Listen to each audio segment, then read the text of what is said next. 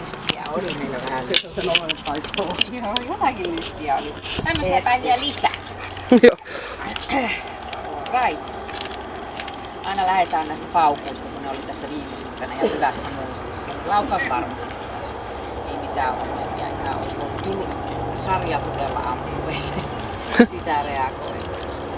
Ja luokse päästä, vaikka jotakin ikävää yritetään sen kanssa tehdä, niin ei se hommoksiskaan. Ihmiset on aina ystävällisiä. Se on +3. Kovuus, se muistipuoli, niin kyllä silläkin muisti pelaa. Se varmaan niin kuin siellä yläkaapissa, mutta siellä pimeässä se näkyy parhaiten. Että siellä tuli pientä jarrua ja pehmeyttä polviin. Hieman pehmeä on silloin oikein raksin paikka.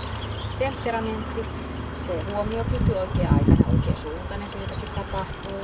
Sopeutumiskyky, kun täällä muuttuu tilanteet ja asenteet koiria kohtaan, niin hyvin se semmoinen reipas olemus sillä koko ajan. Eteenpäin mennään, mitä seuraavaksi. Se on tää vilkkaan koiran semmoinen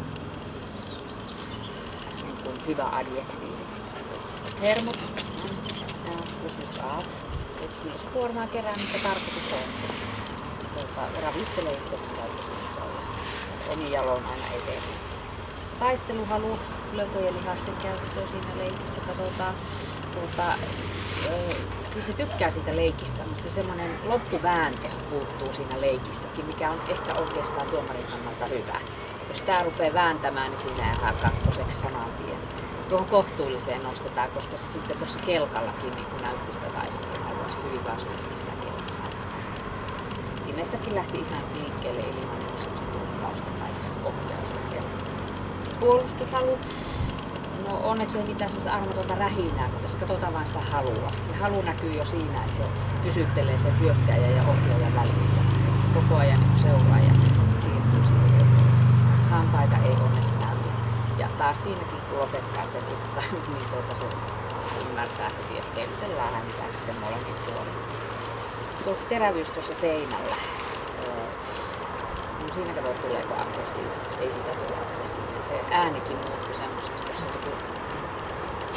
koitettiin olla hymyilemättä pikkupojan niinku äänen sävyykin siinä. Kuulit varmaan tänne asti, miten se muuttui, ei olisi uskonut, että tästä lähtee semmonen pikkuin poika sieltä huuteli, että helvetti. Joo, kyllä. Mutta se 1P silloin on oikein. Ei osoita lainkaan terävyyttä, ei siinä se aggressio näy millään lailla. Toimintakyky. Kelkkahan meni ihan okosti ilman isompia atuja. Se ei nyt ollut silleen liikkumaan siinä, koska se itse veti sinua liikkeelle siinä.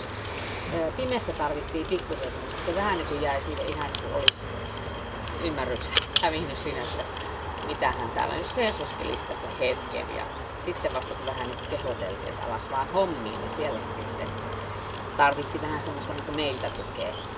Ei sulta sen kummempia. Niin tuo 1P on ihan hyvä. Se on kohtuullinen, se loppusana pieni tulee siitä, että jossain tarvittiin vähän enemmän apua. Kohtuullinen vaan. Pistemäärä on sama kohtuullisessa. Ja pisteet tulee vaan pluspuolelta. Hieno juttu. Ja niitä on 172 yhteensä, että kyllä kelpaa.